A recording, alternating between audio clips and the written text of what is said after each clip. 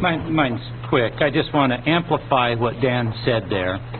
This is critically important, and part of the reason when I presented the results to try to show when I could where they'd looked at longer follow-ups and older aged individuals, it's important that we understand that as individuals age and as you follow up the cohort, for a number of reasons. One is because of susceptibility. The other is because the baseline risk is rising, so the relative risk will be going down, or could be.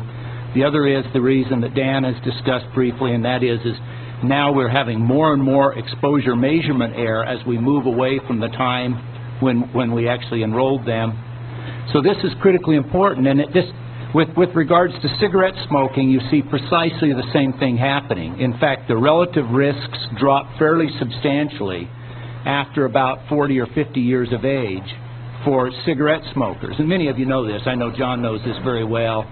Suresh knows this very well, that the relative risk of smoking drops as you age. So I just want to make that point, and it's important to understand that just following the ACS cohort isn't going to be good enough. In fact, we've maybe followed them maybe even too much.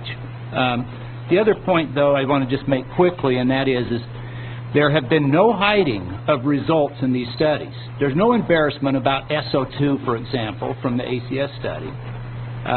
The reason that this is pointed out is because it's very well reported in the reports. In the 2002 JAMA paper, the figures show SO2, SO4. I'll just read very briefly. No joint pollution analysis. The results section, I'll just read the first line of results. Fine particulate and sulfur oxide related pollution were associated with all-cause lung cancer and cardiopulmonary, da-da-da. No joint pollution analysis. Yeah, there's no question that there's correlation between sulfur oxide pollution and PM2.5. We know that. We report that, and we'll continue to do so. I will admit right up front, I don't fully understand which constituents of these combustion-related pollutants, which constituents are most responsible for the health effects. We just don't know that yet.